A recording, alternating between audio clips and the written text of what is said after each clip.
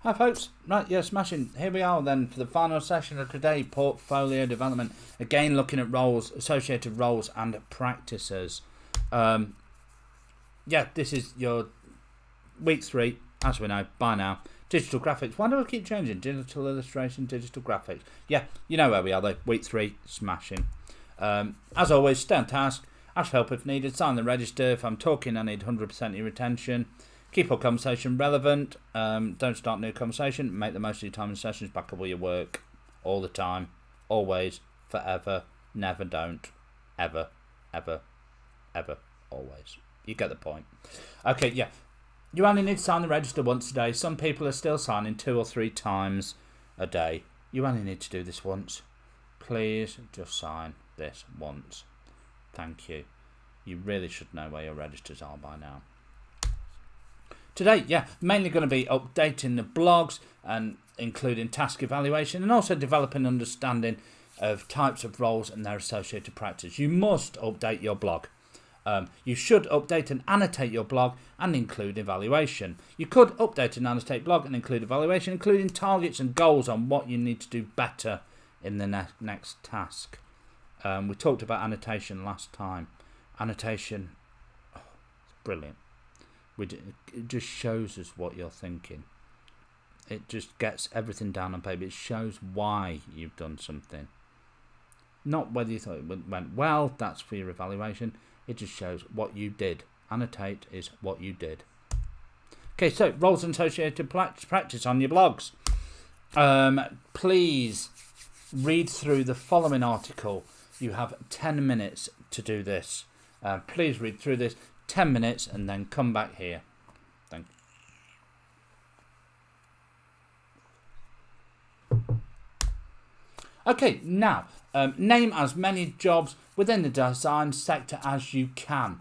I will give you 5 minutes to write down and send me in the chat function as many jobs within the design sector as you can. Thank you.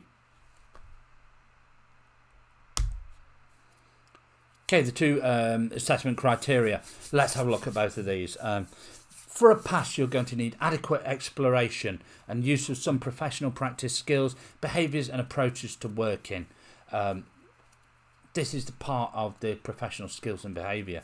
So for the merit, you're going to show clear understanding and application of professional practice, skills, behaviours and approaches used effectively to manage and inform projects. And for a distinction, thorough understanding and application of accomplished professional practice skills, behaviours and approaches used in a sustained, considered way to manage and inform projects. When we're looking at, you will look at your checklist. You will see there is something on a profession, on associated roles and their practices. You will have to do some of this work on your own, off your own back, and then get this on your blog. This is in order to pass this part of the assignment, the assessment. I do believe it's something like 2 separate roles within the design sector that you have to write about. Show your understanding and application of accomplished professional practice. The second part is exploring and developing communication skills, generally competent communication of meaning, purpose and function of work in relation to intentions and audience, appropriate use of presentation methods, formats and conventions. This is the past. This is your blog. This is how adequate and competent is your blog. The merit, this is giving you your effective communication of meaning, purpose and function of work in relation to intentions and audience, clear understanding and use of effective presentation methods, formats and conventions used to reflect qualities and engage the audience. Engage the audience. Give me something better than just like, this is my work, it went well. You know, that's not very engaging. You know, make it a little bit more creative. Give it a bit more flair. You know, this, you should all have this. You are design students. For the distinction, fluent and imaginative communication of meaning, purpose and function of work in relation to intentions and audience, thorough understanding and skillful use of presentation methods, formats and conventions applied in a highly considered way to enhance qualities of work and engage the audience. We're looking for the good stuff. This is what we're talking about. This is what distinction level is. When you are doing anything in this session, in the portfolio development, that isn't just updating your portfolio, updating your blog. Look to these assessment criteria. Look at what it is that's being asked of you. Same with design workshop, and same with idea development. Look at what is being asked of you. If you're not looking at what the assessment criteria is, how do you know what you've got to put in? How do you know what level of work we're asking for? Always refer to the assessment criteria. Okay, wider themes, safeguarding. Please make a list of 3 reasons why we may need to speak to the Student Services team. Where are the Student Services team located in Confetti? How can we contact Student Services team if we need to talk to them? I will give you 7 minutes. 7 minutes to write down these for me and send them over to me. You have 7 minutes starting now.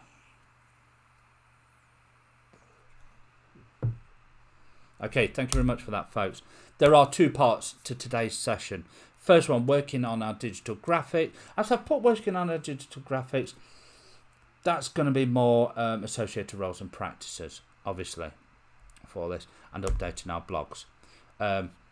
You'll have your assignments for this week. Please work on creating the graphics for this and anything from the tick sheet.